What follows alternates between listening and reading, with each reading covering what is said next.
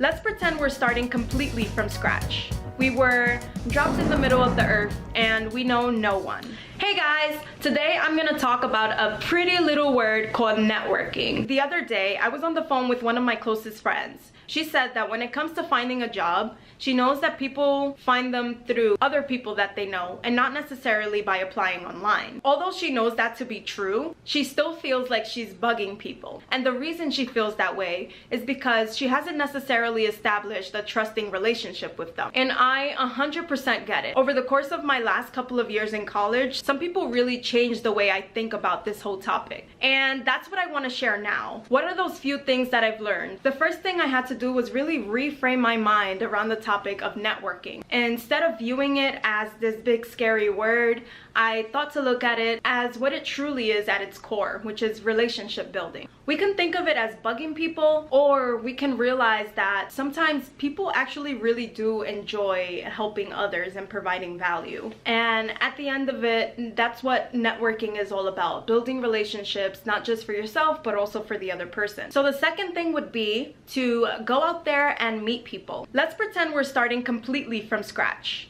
We were dropped in the middle of the earth and we know no one.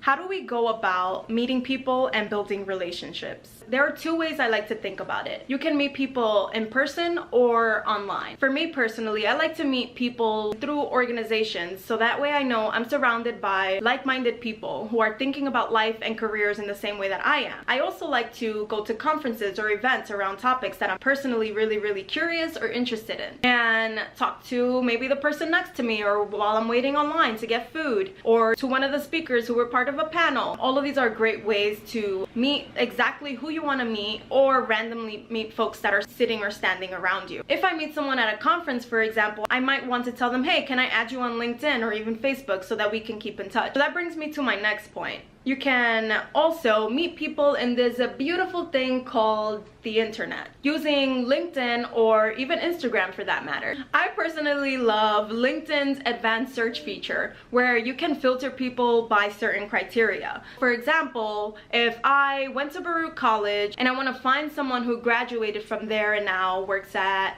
NASA, for example, I can write them and say, hey, I really love the path you've taken and I want to take a similar one. Would you be open to having a 15-minute coffee chat, a phone call, or even a text exchange? To my friend's point, this is where you actually begin to build and develop that trust. So it's important to be super thoughtful in your approach, especially given that you're asking for the other person's time. So as with any other friendship, you want to get curious, ask questions, be interested, and listen actively. Whether you want to meet people in person or online, I believe it's all a matter of self-awareness. Figure out your style and go with that. On to my favorite part, take action and keep in touch. If over the course of the conversation you spoke about something that really sparked an idea in you, or there was something that really resonated with you, go ahead and implement it. Reach back out, update the person, let them know, hey, thanks to your conversation, I was able to do X, Y, and Z. Maybe you'll have follow-up questions for them, or maybe that will spark a new conversation where you both get inspired. Recently, someone mentioned to me that based off of our conversation, she was able to get more involved with Alpha, the organization on campus. And that makes me want to keep up with her, see where she's going next. I like to think that other people feel the same when they help you get closer to a goal that you want to achieve. Now the last part is to give back. In college, I remember people mentioned that if you have a mentor or someone who provided value to you, you want to provide value back. If there's something you can do for the other person, go for it. What happens though if, for example, you feel there's nothing you can contribute back to the person? Pay it forward. If there's someone who reaches out to you and who asks you for advice to get to where you currently are, do it. Help them. Let's help each other. And that's how I think the cycle really continues. I think if we reframe the way we think about the word networking, meet new people, take action and keep in touch, and give back, we just might get where we're trying to go. Of course, there's so much more that goes into it, but for now, until it evolves, this is my current POV. Thanks for watching. Punch the like button and subscribe. Leave a comment. Let me know, what part did you like? But for now, stay blessed.